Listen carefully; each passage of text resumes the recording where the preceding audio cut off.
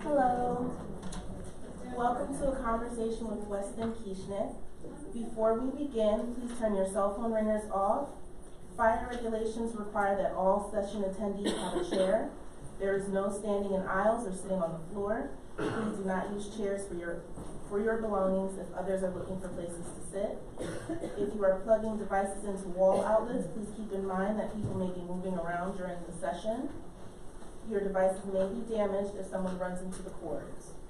Act 48 will still be available at P&C as we've offered in the past. However, no codes will be distributed this year. You will be able to submit your Act 48 credits online via the evaluation process. You can find the links in the Attendee Service Center on the P&C webpage. And now I present to you Weston Kieschnick.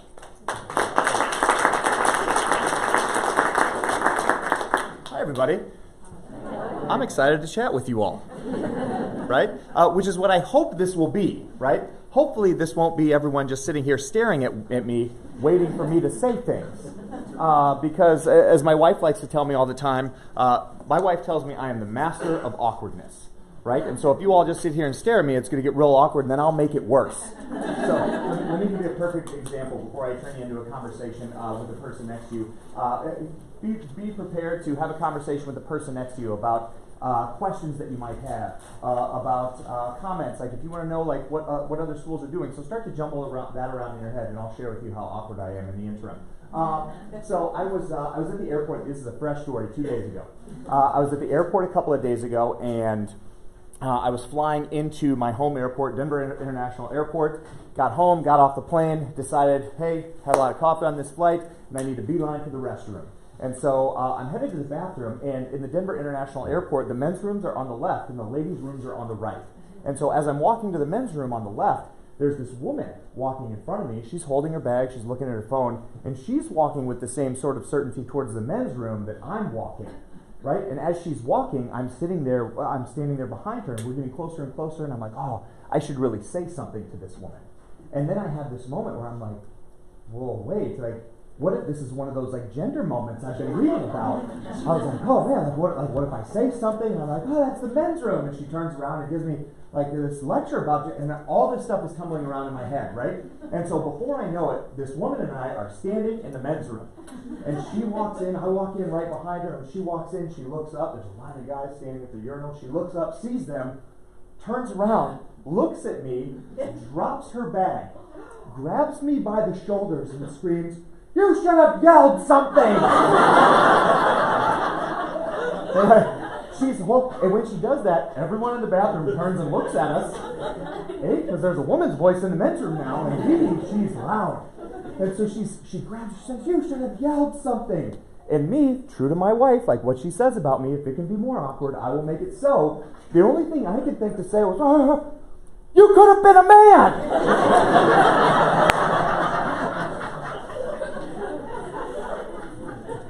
So please, help me out. Don't make it awkward, or I will make it worse. Here's what I'd like you to do. Turn to the person next to you. I want you to have a 2-minute conversation, right? What questions do you have? What do you want to dialogue about? What are you interested in that's either questions about your own classroom, your own school, your own district? What are you curious about that's going on around the country? I'm happy to talk about any or all of the above, but let's start to nail some stuff down. Things that you want to converse about, questions you want to ask. Take 2 minutes with the person next to you, talk about some of those things. On your mark, get set, go.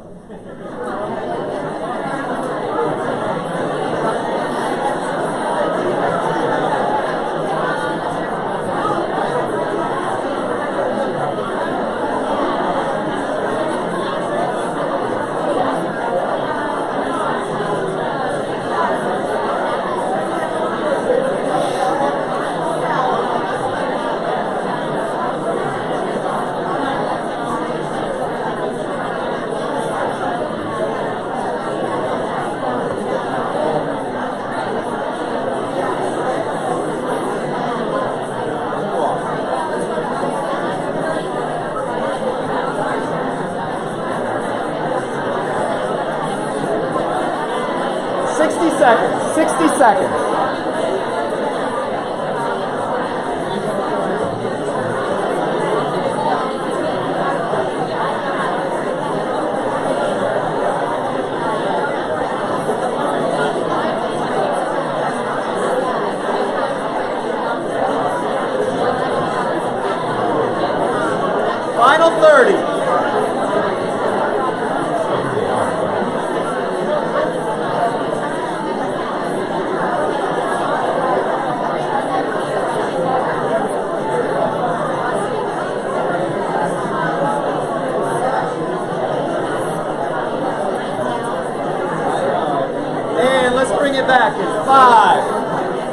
4, 3, 2, 1, and time. Do me a favor. I'm going to stand here at the front of the room. I'm going to go like this with my hands. Here's your challenge. Anytime my hands get to this point, I want you to clap. Let's try it one time. Ready? Ready? Ready? Throw up your hands. Let's practice one time.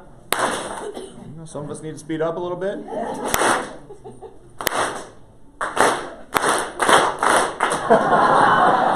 Let's try again. Let's try again. Ready? Ready? Ready? Oh, I always get somebody.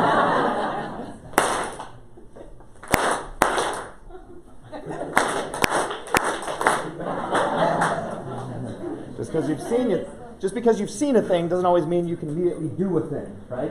As is the case with blended learning, as is the case with the conversation we had this morning. It's not like you go and you see an hour and 10-minute keynote. It's like, oh, now I can do this thing, right? It takes time. We're turning a cruise ship here, not a canoe, right? Let's talk about turning the cruise ship. What questions do you have? What discussions do you want to have while we're here? Yes?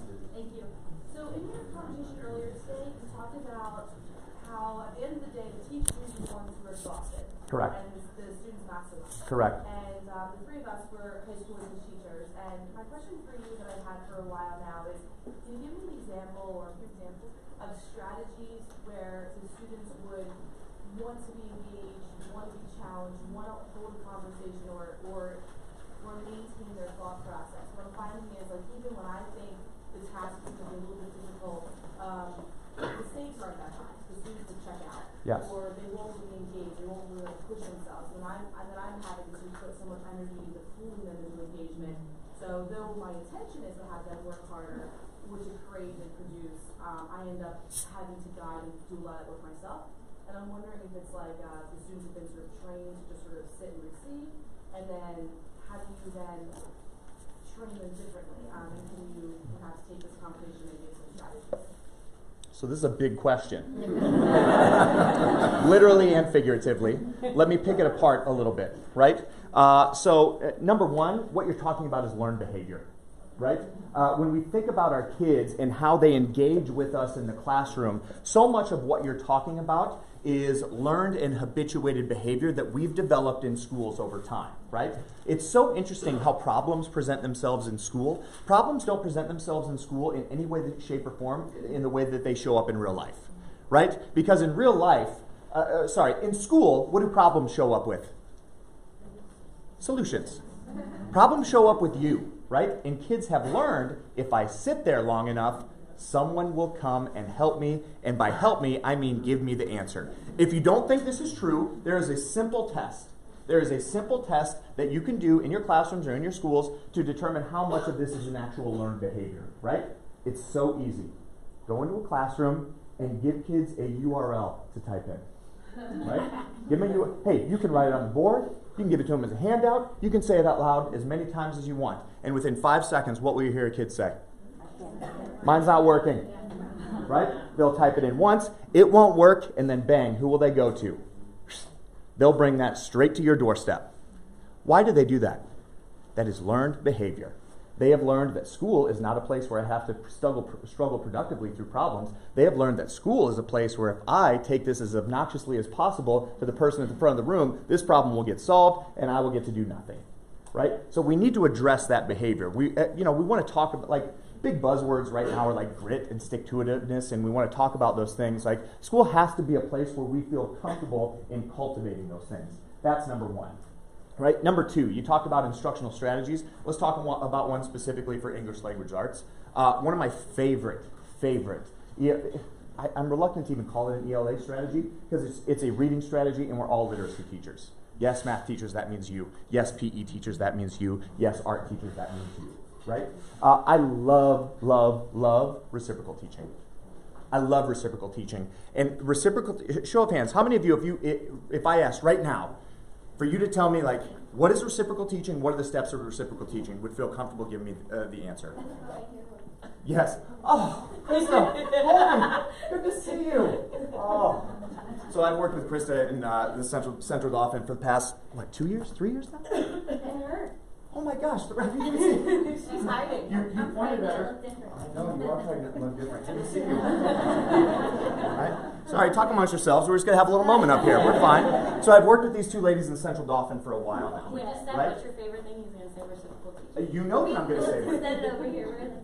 He's going to say reciprocal teaching because you know that I love it, right? Why do I love it, ladies? What's the effect size for reciprocal teaching? Oh, I'm putting you on the spot.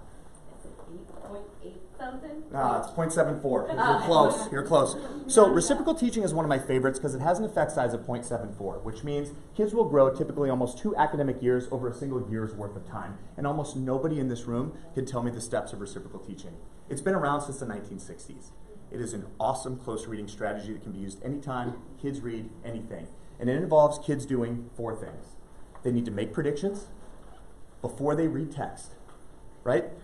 They need to clarify important vocabulary words, right? Before they read text. So predict, clarify, go through, read the text in its entirety, and then step number 3 is question. This is one most teachers get wrong because who do they think should be asking the questions? Teachers. Who should actually be asking the questions? Students, right? Predict, clarify, question, and then last but not least, summarize. All of those things should happen relatively quickly. Reciprocal teaching is one of the most misunderstood instructional strategies out there. Most teachers will tell me reciprocal teaching is a strategy where students teach other students. Nope, that's called peer tutoring, right? Has an effect size of 0.6, but they're not the same. Most teachers will take reciprocal teaching, and here's one of the places where they get it wrong. They'll spread it out over time. They'll spread it out like, day 1, we're going to predict and we're going to clarify, and then day 2, we're going to, chunk.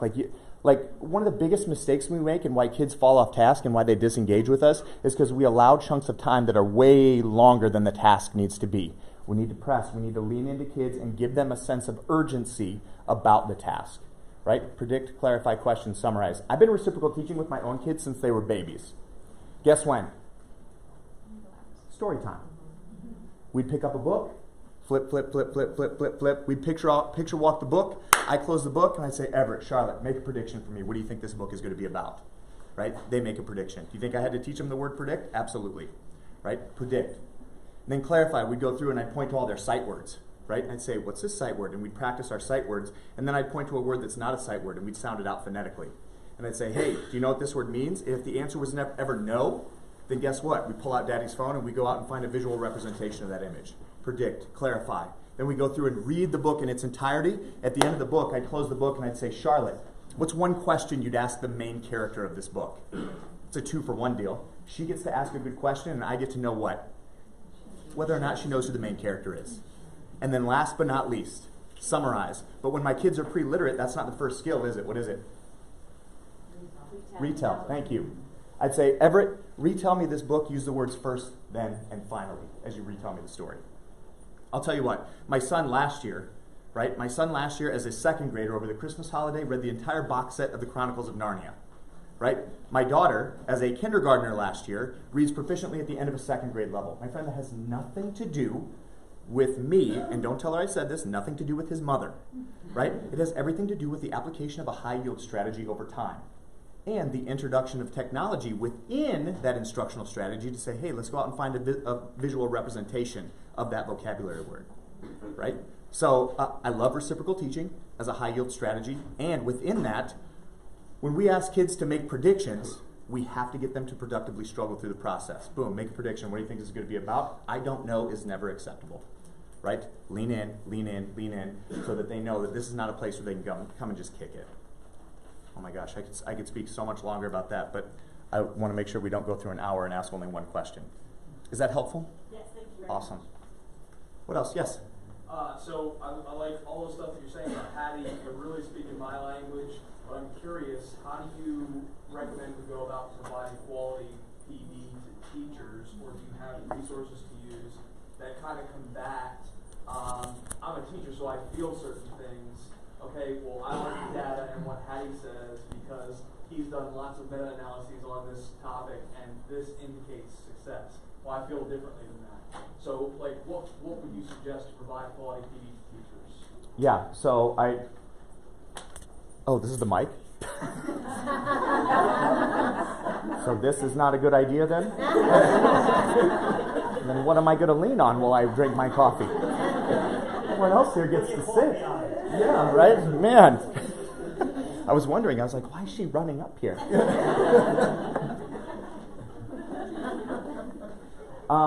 Couple things you said there, right? If you're looking at Hattie's work, then you're looking at the right work, number one, right? Number two, how do we get over this hump of like, well, this is how I feel, right? If you can answer that question, then you can solve a lot of problems nationally for us, right? How do we get people to focus on real substantive data, right? One of the reasons why so many teachers have a really hard time with John Hattie's work is because, show of hands, has anyone here read Visible Learning? It's dense, right? I love John Hattie's work. It's dense. And if you're not a statistician, it's hard to make your way through. So lots of people don't have any connectivity to John Hattie's work because they don't necessarily know how to pick it apart. And because they don't know how to pick it apart, it has very little resonance. And so one of the things that we need to get to the root of in our PD is, number one, if we're going to talk about John Hattie's work, we've got to be able to break it apart a little bit and talk about it in a way that's a little bit simpler. This is flashing. Should I be worried? Is it mad at me? It was flashing blue here a moment ago. Sorry. So we got to help them figure out how to pick this apart, right? And very simply, they have to know what the desired effect size is. When you take a look at John Hattie's work, the magic number is 4/10. What's the magic number? 4/10. You're going to look at a bunch of instructional strategies. All of those strategies will have a number next to them. The magic number is 0.4. What is it? 0.4. Magic number is 0.4. 4/10. Right? 4/10 means that instructional strategy will give our teachers a year's worth of academic growth over a single year's worth of time. Right? That's where those things live. Now, do we want our teachers using strategies that have an effect size that is lower or higher than 4/10? Higher, all day, every day, as high as possible. Consider this. If you have a teacher who's using an instructional strategy that has an effect size of 4/10, guess what? They're going to feel very strongly and feel a strong sense of connectivity to that. What they need to understand is that if you are using that strategy with kids in your classroom who are academically behind, they will never catch up. These kids will never catch up. We've got to use instructional strategies that give us the most bang for our buck. Here's another way we tap into that feeling of emotional connectivity that teachers have to things they've always done. Anyone know the effect size for direct instruction? Ladies? 0.6. Very good. The effect size for direct instruction is 0.6. Explicit direct instruction is a highly effective strategy. When it's used with fidelity, kids grow almost a year and a half over a single academic year's worth of time. And you know what happens when I'm in a room of teachers and I say that? Guess what they do? Yes, see, I told you. I told you, right? Here's my follow-up to that. My follow-up to that is simple, right? Direct instruction is not a bad strategy, but does direct instruction have a good or bad reputation right now? Bad. Ooh, people tell you all the time, direct instruction, bad. Those people are wrong, and you can tell them I said it, right? But when I'm talking with teachers and they get real excited about direct instruction and my validation of direct instruction, one of the follow-up comments I have is, my friends, direct instruction did not get a bad reputation because it is a bad strategy. It got a bad reputation when it became our only strategy. And that's on us. Right? So much about getting teachers to tap into professional development is for them to tap into their why. And if they can't look at direct instruction and tell you that it's a mix of lecture and questioning and feedback, if they can't look at concept mapping and explain to you exactly what it is, if they can't look at problem-solving teaching and say, hey, problem-solving teaching involves modeling the problem-solving process, providing a problem, right, giving kids the opportunity to discuss, then engage in productive struggle, right, and then come up with a solution. If they don't know like the 5 steps to those, like if they can't be really granular about what the heck these instructional strategies are, then they have to dig into them. That's their why. Right? But they won't engage with the why until they have an understanding that, man, I may not know these instructional strategies as well as I thought I did, and man, I didn't even know how to read this data in a way that makes meaning for me. Sorry, you're telling me to go back. Yes, what was the mix of the direct instruction again? You were a little too fast. Yeah, I have a problem with that. I apologize. I have a lot to say. Direct instruction is a carefully choreographed sequence of events that includes lecturing, questioning, feedback, and relationship building. So we got to tap into some of those things. I know that's a wild answer to that question, but other questions, comments?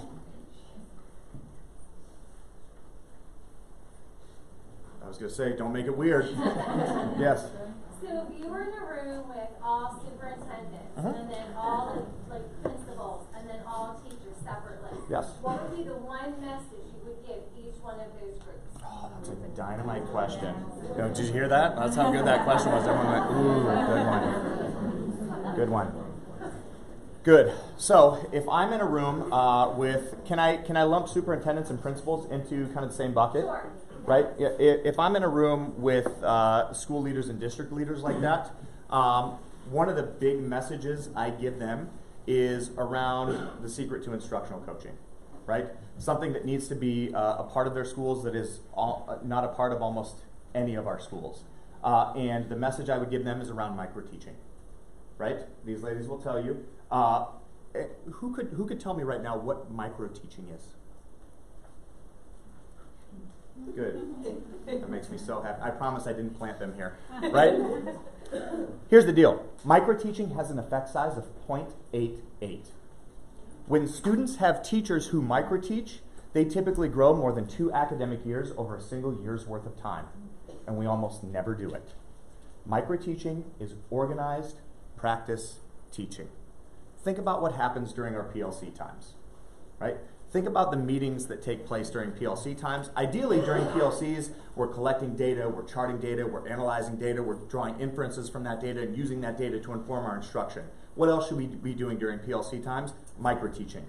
Organized practice teaching. Micro-teaching is the opportunity for teachers within a group of peers to try out a short slice of what they plan to do with students.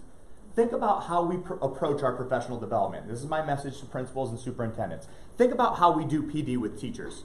So often, there is a person who comes and does a thing, and then the expectation for teachers is that they go and do what? Do that thing, right? All right, I've showed you a thing. Now you go do that thing in front of 30 potentially hostile participants. Right? Great coaching and great teaching, you can't separate them. And we know that great teaching follows a gradient model, right? Like I do, we do, you do. And almost all of our professional development skips this middle step. It skips the opportunity for us to engage in small group practice. We have to figure out places where small group practice lives within our professional development. If we want teachers to try to bring things like reciprocal teaching into their classroom, give them the opportunity to practice a 7-8 minute chunk within their peer group. We micro-teach all the time, do we not? Every time I am on campus, we micro-teach. How scary was micro-teaching the first time we talked about it? Scary. Pretty scary. Yeah, pretty scary. Thank you for your honesty, right? What's the value add for micro-teaching? You get to work out like the kinks of whatever you're trying to learn or do, or You actually feel like a kid again. Like I feel like I was like back in high school trying to do some experiment. I had no idea of how to do it in chemistry, but by the time I was done, I did it. You did it, right? Right. Did it add value to your practice? Yes. Right? Small group practice teaching. So if I want to try Mentimeter for the first time, oh man, I don't have to try it with the kids. Like I can work out the kinks in a small group, right? Here's the other part that goes with micro-teaching. I'll say this. How many professional football teams watch film the week before the game? All of them. Great. How many college football teams do that? All of them. How many high school football teams do that? All of them. Even the ones who are no good. All of them do it. Right? All of them do it. Why do they do that? Why do players watch film before a game? Yeah, to learn from their mistakes, right? Show of hands if you've ever watched yourself on film teach a lesson. Good. Keep your hand up if you've done it more than twice, more than 3 times, more than 4, 5, 6, 7. We're cyber teachers. We do it. Yeah. Cyber teachers are like, every day, my man. Right? Good. On average, how many high school football games are there in a given season? About 10. About 10. Want to hear one of the big tragedies in our country? More high school boys have watched themselves play football than teachers have watched themselves teach, and it's not even close. Also, one of those things is way more important than the other. Right? So as part of micro-teaching, small group practice teaching, and then encourage teachers to video a short slice of what they're doing in the classroom. Do not videotape a whole lesson and go watch the whole lesson back. Who's got time for that? Nobody. Everyone in this room has time, if they were a classroom teacher, to go put a camera in the back of their room for 2 minutes and then squirrel away in a quiet room somewhere and watch. I guarantee you'll learn something immediately about yourself that you can improve in your practice.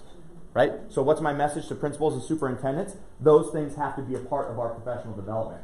Small group practice teaching has to be a follow-up to any large group session before we expect teachers to take their work into the classroom. And then we have to build cultures of observation and support. And guess what? It feels gross at the start, but our teachers don't film themselves and watch themselves teach, not because they don't have time, because it feels yucky. Right? Because when we all watch the video, and what's the first thing we think? Oh. We think, do I really sound like that? Yes, that's what you sound like. We think, do I really look like that in that shirt? Yes, that's what we see in that shirt every day. I'll tell you, before I keynote like a large conference like this, like I keynoted this conference, the Model Schools Conference last year is like 6,000 people. Before I keynote a conference like that, I think I need to video myself a few times? Absolutely. I'll tell you about one of the first times I did micro-teaching. A small group like this, I put up a camera in the back of the room and I went and watched it. I made 2 mistakes. Number 1, I went back to my house and I plugged the device into the television. Whoa, don't recommend that, right? Last thing it needs to be is larger and louder, right? My kids were at school, my wife walked in right before I hit play. She was like, what are you watching? And I let her know that, hey, I'm doing some micro-teaching. I need to watch this video. And she asked, can I sit and watch it with you? Second mistake is I said yes. She sits down, she's watching next to me. Guys, 15 seconds in. 15 seconds into this video, I'm watching, I'm like, why am I doing that thing with my hands? She goes, oh, you always do that thing with your hands. I said, no, I don't. She goes, watch, I bet you do it the whole time. Sure enough, the whole 3 minutes. I learned early on in my career, I was always really worried about big hand movements, and so apparently early in my career, to combat that, I had modified, and all of my hand motions were existing from this teeny tiny little box here in front of me. And then, even worse, after I was done with the hand motions, I would just let them hang here in the front. And there's some like T-Rex alligator arms. Like it was awful. It was awful. But I learned in 15 seconds something about myself that I could fix. So what's my message to principals and superintendents? Hey, build a culture of observation, of self-observation, and micro-teaching has to be part of our PD practices. Right? What's my message to teachers? Same message I gave this morning. Get excited about pedagogy in the same way we've gotten about technology. It is an absolute shame that more of our teachers can name more instructional tools, more digital tools, than they can instructional strategies. We have to get as excited about pedagogy as we've gotten about technology. We should never, not once, not ever, have a conversation about a digital tool that occurs separate from a conversation about an instructional strategy. If we're having conversations only about the tool, we need to develop a culture where that is always accompanied by a conversation with an instructional strategy. Sorry, it was a really long answer for the first part, short answer for the second part, but you got a lot of it this morning. Thank you. Yes? I just, from what you were just saying, we were just talking up here, and we've been through, we've been with you for a couple years, and now we've been going back to our schools and trying to teach other teachers, our mentality, and it's really hard to change a misconception that these teachers and administrators are thinking that we're going to show them all these bells and whistles and technology tools. Like we were saying at our school, they just made us break out and show our teachers different tools, but really we should have broke out by strategies. Like what instructional strategy do you want to focus on? Here are some tools that could help you, but that's not the mentality behind it. Yeah. And we don't know how to really change that because people haven't gone through and haven't heard you or been to the a lot training. of people at the cool right. Yes, there's that cool right, that exciting. That mentality is pervasive. So it's hard to get through that now that we, and all these people here, you guys are all now absorbing this, and you'll go back, but there's still those people that just don't understand. They're like, oh, well, what did you learn? What are you going to teach us? And that's not really. That's the whole thing, and we're trying to. That's that. What am I going to do with insert tech tool here tomorrow? Right. Mentality. And we see people abusing the tech tools, and then when we go to use that tool, it's mass chaos because they're just used to the teacher clicking through the Kahoot, and I want to go over the answer to the problem in between because everyone got it wrong. Right. Or whatever. So it's Wait, just hard. You want to use that feedback to inform your instruction? Gasp. It's just a hard misconception to get through. So we're just wondering what can we do now to switch that mindset? No problem, right? Starts with one question. Starts with one question. Whenever I'm going in and I'm coaching people, one of the first questions I like to ask is, what is the thing you are awesome at? Here's a couple issues. Number one, a lot of teachers have a really hard time telling me the answer to that question. That's a problem within our profession, right? We've got this sort of martyr mentality. One of my things my wife says, that's one of my favorite things. She says all the time, she says, don't light yourself on fire to keep everybody warm, right? Teachers, we do that all the time. All the time, right? In a post-observation conference with so many teachers will light themselves on fire and talk about negative to keep the conversation warm so that I don't have to bring it up and it doesn't have to become awkward, right? Back up. Think. If you are a classroom teacher, what is the thing you are awesome at? Start there. If you are the Socratic seminar master of the universe, start with that strategy. And then guess what? We've got to figure out which tools that we can introduce to help you support Socratic seminar to make it more effective and efficient than it's ever been before. One of the biggest mistakes we make when we coach teachers is we coach new pedagogy and new technology at the same time. We say, hey, try reciprocal teaching, brand new pedagogy, right? Hey, try that with Mentimeter, brand new technology. And then you've asked a teacher to manage reciprocal teaching, which is brand new, and Mentimeter, which is brand new for them, and then guess what? Guess what gets lost? The outcomes. The outcomes get lost. So I like to start with, what's the thing you're awesome at? If Socratic seminar is your jam, excellent. Let's figure out how we can use a tool like Flipgrid to prop up Socratic seminar to make it more effective and efficient. That way, within your lesson, you have to learn one new thing. One new piece of technology. Then guess what happens? After they're comfortable with like Flipgrid or Poll Everywhere, after they've got a catalog of digital tools that they're now comfortable with, guess what? Now we take away reciprocal teaching, or we take away Socratic seminar, and we introduce concept mapping. We say, okay, great. Let's talk about concept mapping. Let's introduce that and use these tools to support that. So you're only ever learning either technology or pedagogy, never both at the same time. All right, it's a huge mistake we make with teachers. Yes? I have to do a quick room scan for colleagues before I sneak space, right? Oh yeah, you're in the nest. That was great, by the way. I'm a special ed teacher, and I'm considered an inclusion teacher. And most of the time, what it looks like is I'm ignored. That I stand in the back of the room, and I try to interject. A lot of it's the relationship between, when you find somebody that you can groove with and co-teach. But I guess so my question for you is, how could two teachers best be utilized for instruction or just in general? First off, you have to co-plan. You have to co-plan. That does that happen? No. So I'd love to have better news for you. That relationship will never be fruitful unless there's co-planning opportunities. Otherwise, what will happen is the teacher will plan her stuff, and then you have your stuff, and those two things never collide. And so basically what's happened is you waste a really valuable resource. You waste a whole teacher. You waste a whole teacher who's in a room who's with a person who's not on the same page. Like, in order for that relationship to work, co-planning has to be a part of what you do. Otherwise, that's not, in my experience, a model I've ever seen work. I wish I had better news for you. How else can I help you? What? I have a lot of time on my hands to observe the person that's and then occasionally pass out a paper, Yeah. So now I see why you looked around a little bit.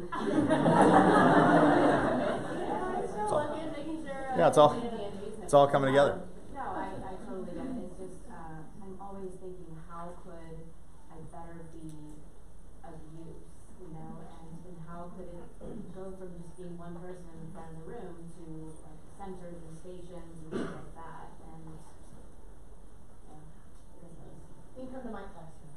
Yeah. I was going to say that the challenge is find people who are expand your professional learning network, find people who are doing it well, and discover what they do within that model.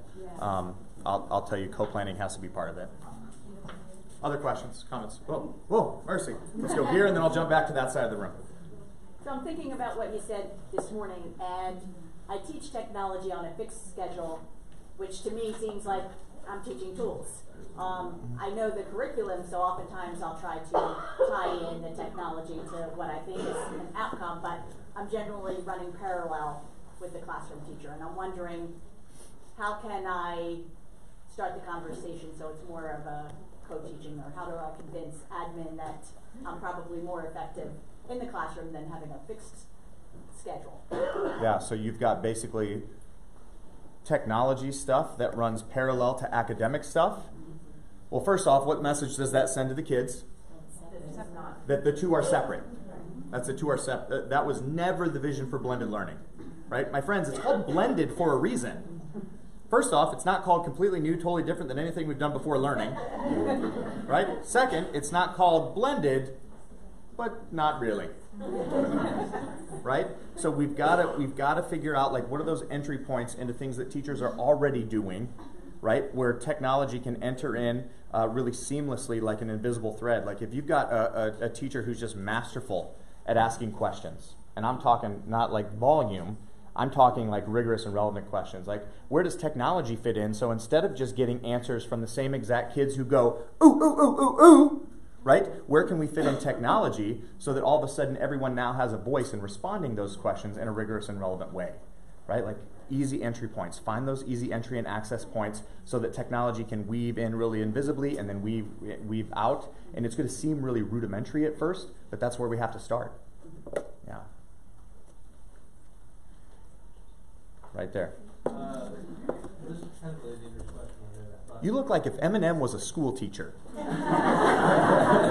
Has anyone ever said that to you? I mean, it's am I wrong? It's all. I'm sorry. What's your name? Nate. I apologize, Nate. It's all I could think about when I was sitting here looking at you. What a rude thing for me to say.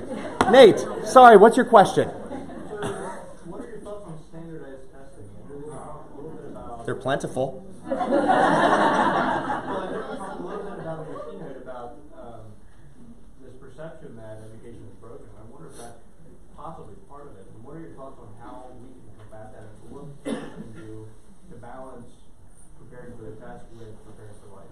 Yeah, so it's a challenging question, right? Number one, I think we test the hell out of our kids way too much. No surprise, I'm sure many people in this room also think that. The other challenge on the flip side of that is, for the time being, there's no escaping that. It's the metric upon which we are measured as successful or unsuccessful, right? Which is why it was in part why I developed that sort of like design framework, right? We have to start with outcomes because that's what we're measured on. We're measured on how well and whether or not kids meet and are able to demonstrate the skills that show up in those priority standards. It's got to sit first and foremost at the front of what we do. The challenge for us then becomes like, how do we make sure that we are not teaching to the test? Oh my gosh, there's so much test prep that goes on in our nation's schools, it makes me want to throw up, right? There's so much test prep being done, but that's not our teacher's fault. That's the thing upon which they are measured. For some of them, it's the thing upon which their raises are determined and their future employment is determined. We can't fault teachers for that. Like, we've got to be able to show them, like, okay, here's how we dissect. Like, here are the priority standards that are going to show up on those tests. Here's how we teach relative to those standards to make sure they're acquiring those skills in a way that's not teaching to the test, but at the same time providing them the opportunity to also prepare for the test, while at the same time giving them the skills they need for the future. Oh, you're such a dream. Thank you. Can we talk about tests, standardized tests? Our kids oftentimes don't perform as well as we wish they would, do they? You know, there's a biological reason for that, right? Right? So this is a quick side note, but really not. Take your hand, put it on the front of your head like this, say prefrontal cortex. Right? This is where, when we're asking kids to, okay, drop your hands. I love that you all left. You're like, what's next? Right? When we are asking our kids to take standardized tests, basically we're asking them to access information that lives right here in the prefrontal cortex. Here's what you need to know about your prefrontal cortex. It's like this cup, right? Which I just drank all my coffee out of. Your prefrontal cortex, imagine, can hold and process one new piece of information at a time. right? It's why if you're ever teaching a class, like anyone ever been teaching that class where it's like, man, like this is going awesome, like this is so great, it is wonderful, and all of a sudden, right in the middle of this like pot of gold at the end of the rainbow class, a kid farts, right? What are your kids going to divert their attention to? That, right? All of a sudden, that's what their prefrontal cortex is processing. And you will not get them back until those thoughts dissipate. Sorry to use that word, but you know what I'm saying, right? Right? So your prefrontal cortex can hold and process one new thing at a time. Here's the interesting thing. There's a little peanut-sized gland at the middle of your brain. Go ahead and take your hands and make a peanut-sized thing right up here. Put it on your bald spot if you're like me, right? And say amygdala. Amygdala, right? Your amygdala is responsible for processing fear, anxiety, stress, and threats, right? And when your amygdala is processing fear, anxiety, stress, and threats, it releases a chemical called cortisol that floods, guess what? Your prefrontal cortex. Which means, guess what? Guess what kids feel oftentimes when they're taking those standardized tests? Fear, anxiety, stress, threats. And what happens is their amygdala floods their prefrontal cortex with this chemical called cortisol. And they literally, physiologically cannot access the information they need. You guys have all experienced this, guaranteed.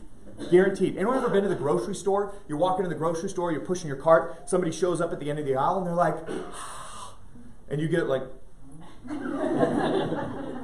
they come up to you, they're like, hey, Weston, how are you? Great to see you. How's your family? How's everything in Charlotte? Molly's doing well? You're like, yeah, good. How are things with you, man? You know? Anyone ever had that moment? You have this whole conversation, they go one way, you go the other, and you hope to God that they don't know what?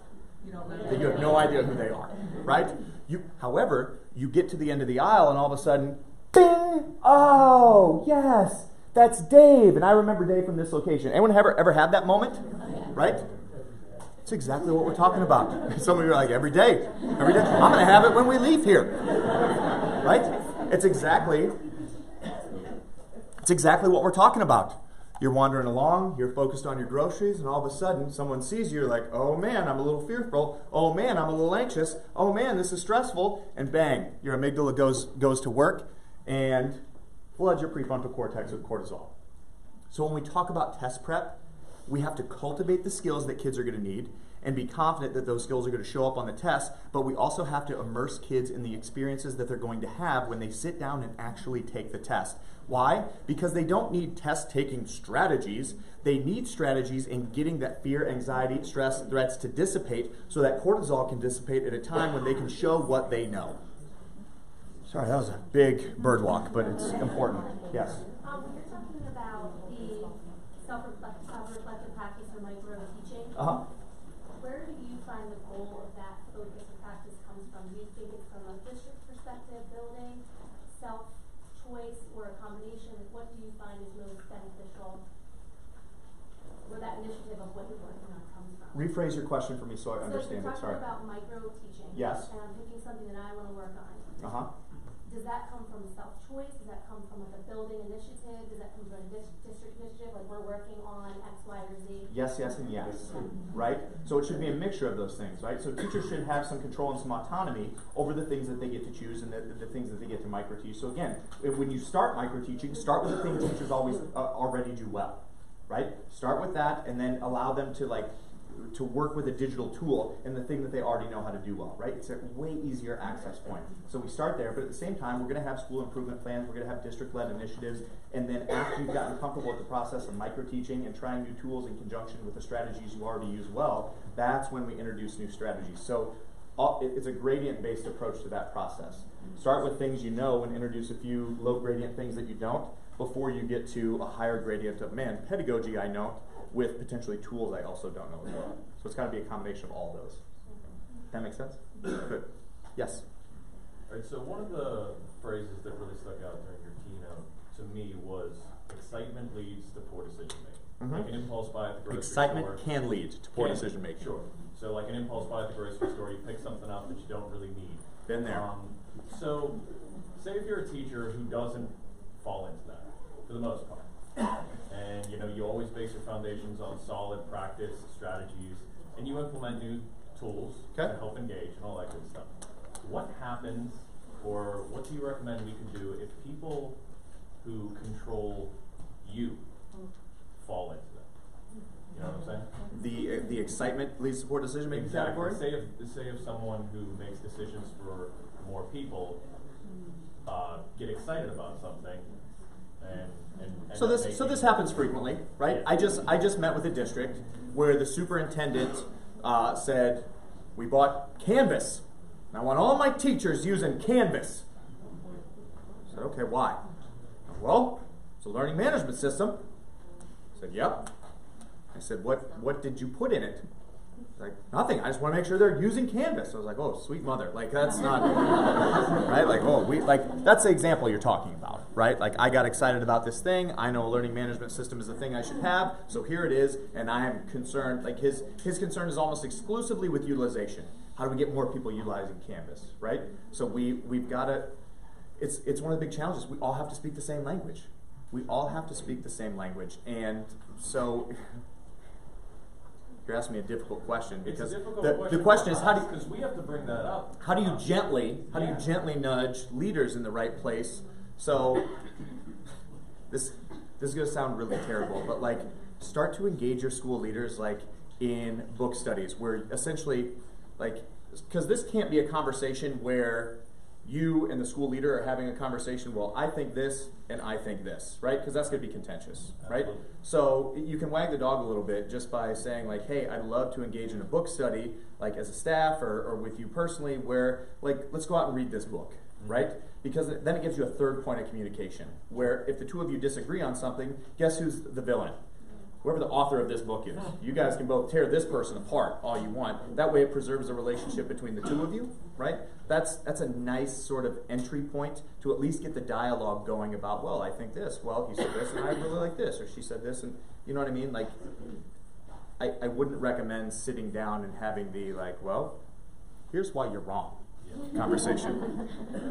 Although, I'll agree with you. Yeah.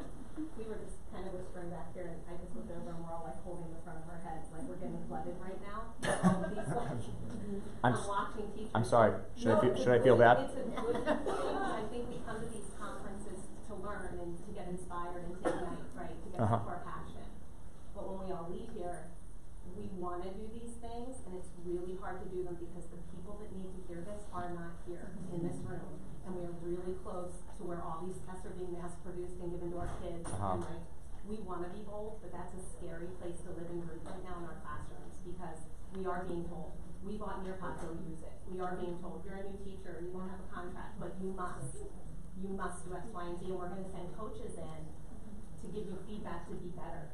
And it's just hard. And you can feel it, like around people, we all kind of look at each other like, I'm sweating because we're a little bit nervous. What do you say to bring back and do? Pick one, right? Pick one. So you got to figure out same conversation. Like what's your entry point? Like if you've got people who are saying like Nearpod is a tool we bought, we need everyone using Nearpod. Okay, that's not the most desirable approach to an entry point into blended learning, but it's okay. Nearpod's a great tool, right?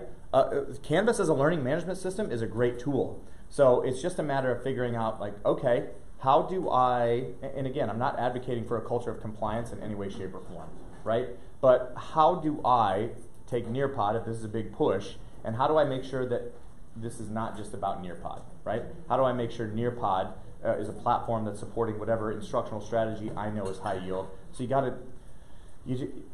going to be hard, because here's the thing, Alice Keeler's going to come in tomorrow, and she's going to crush it. She's going to absolutely crush it, and if you think your mind is blown now, she's going to open up Google in a way you've never seen before, right? And you're going to be like, oh my gosh, how do I do this? Like, be careful, right? Excitement can lead to poor decision making, right?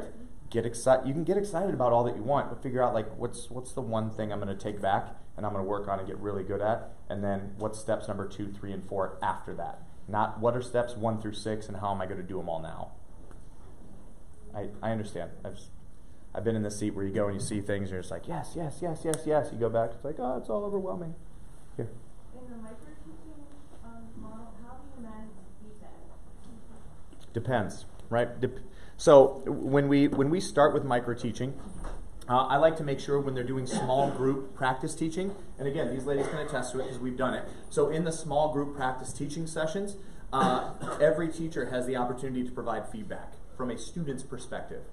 As a student, here's what I saw. as a student, this part was a little clunky for me, right? Versus like, I don't like this, or I do like this. Like, no, like, what are you seeing through the eyes of a student? That's why the important piece about micro-teaching is that it's not a talk-through of the moment. It is an actual teaching of the 7 or 8 minute chunk.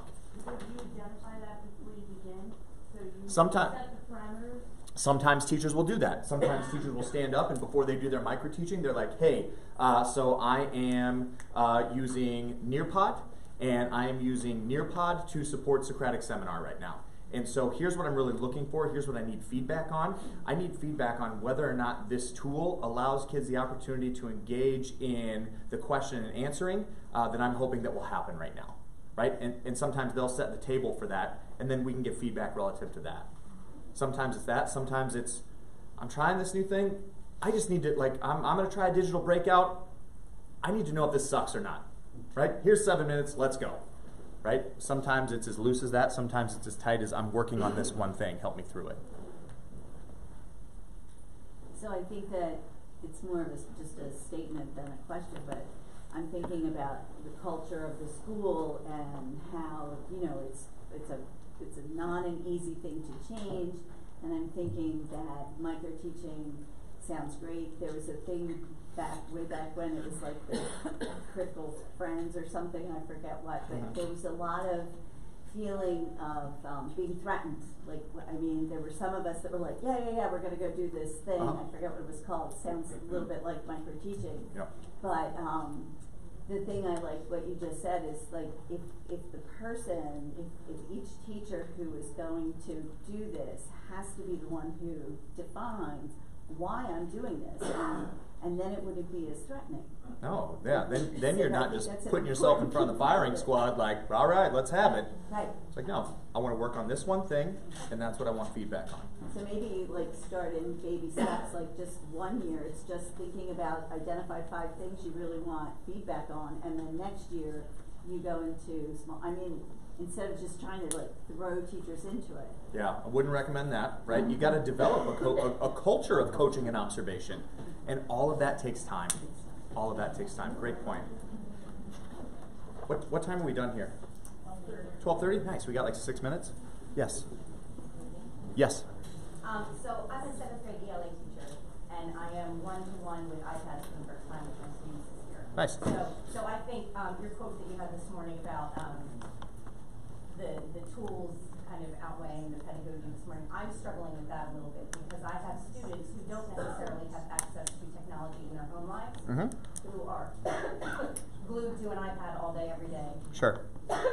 And I could spend the entire class period on Apple Classroom, moving them back into the app they're supposed to be in and locking them out of Adobe Draw. And so any words for how to kind of, I sat down with my kids and tried to have a conversation with them about what they're learning first, but they're 7th graders.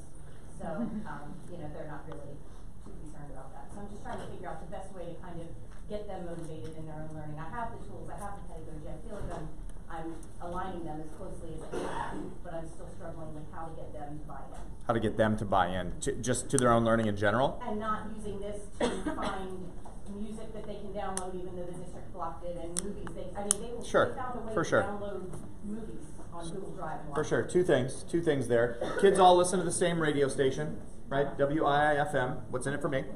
Right? They all listen to that station. You got to be able to answer that question from moment one, right?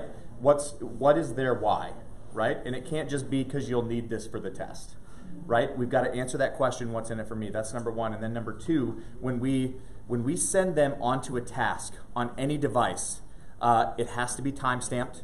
There has to be a time limit. All right, notice I did that during the keynote this morning. Go on to autodraw.com. You are going to have 60 seconds on your mark, get set, go. I need you to have a sense of urgency about this task.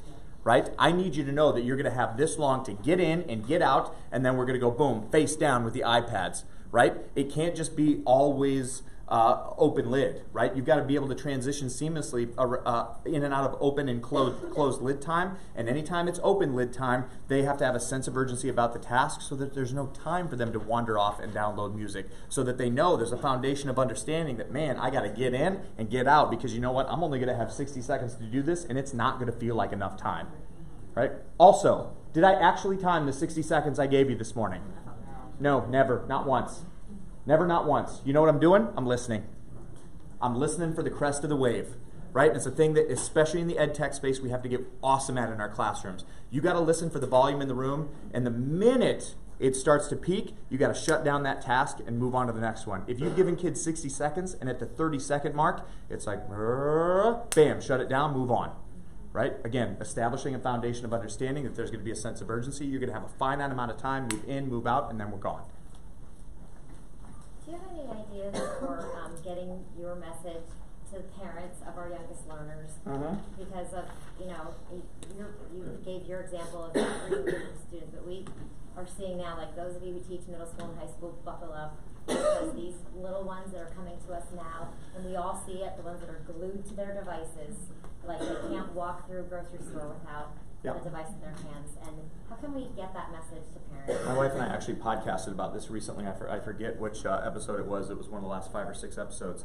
But we talked about parenting in the digital age. And more I'm being called in to do parent nights. Because the interesting thing is, like, education always used to be this handshake agreement with parents. And it was an agreement that we made that said, hey, for 6 to 7 hours of the day, here's what we're going to do here. And then at home, you're going to help us with that. And somewhere along the line, that handshake agreement stopped taking place. And if you're ever curious about what's going on at home and how it differs from what's going on at school and why we have such a hard time managing, go to a freaking restaurant. Go to a restaurant and watch what happens. I'm not talking kids just on cell phones. I'm talking kids on iPads with headphones on. My friends, that's ridiculous. Let me give you a quick example. As a society in North America, we've done a terrible job of this. I was in Denmark not too long ago.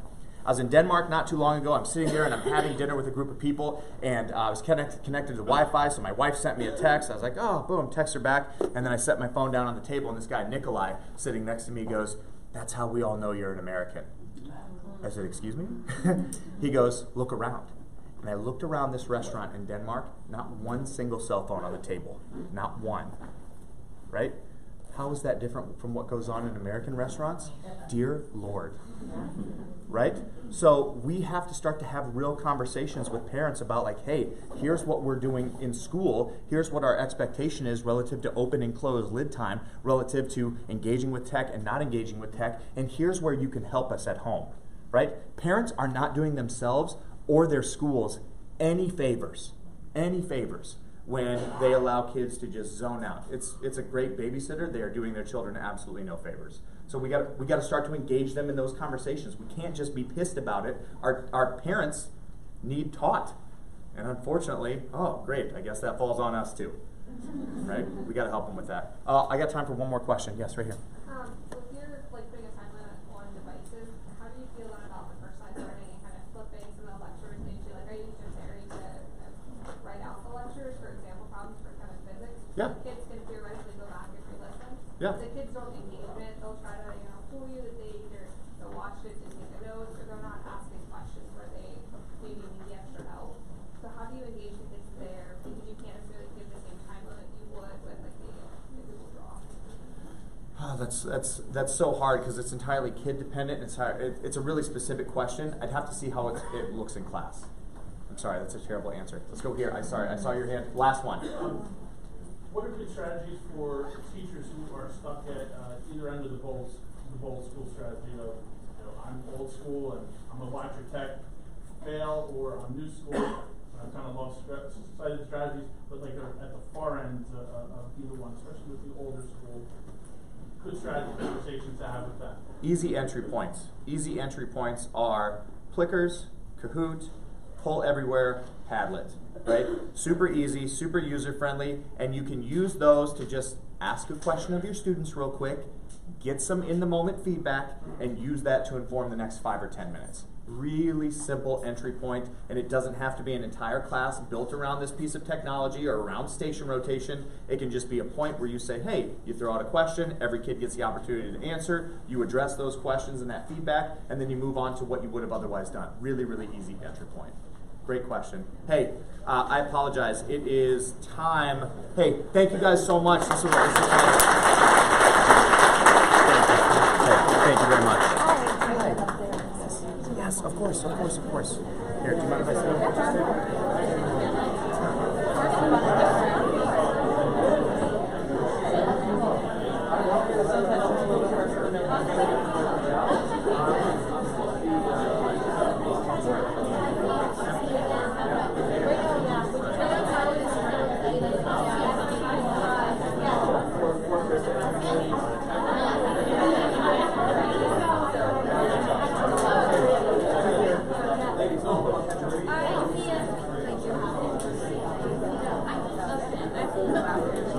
Do you want me to hold this staff? I'm sure it's a paper though. out front near Bonner.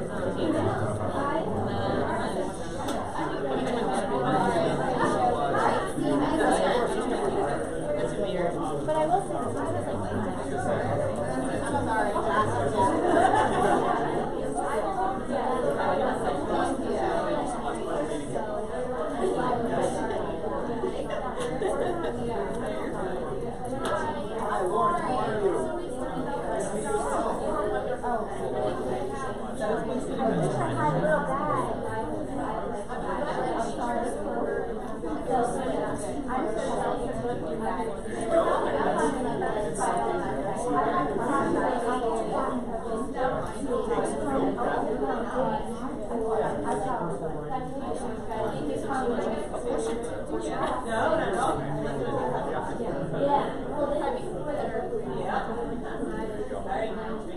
Hey girlie, I thought I saw you in the back there. Thank you so much. Yeah. I'm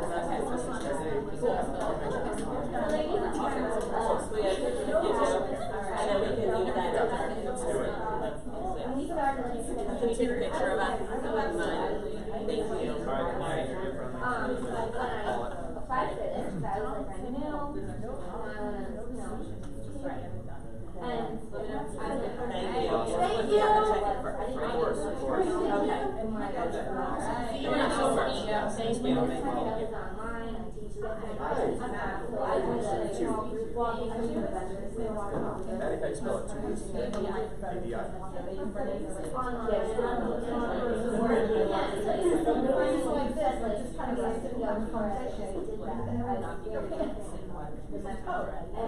It really is so funny.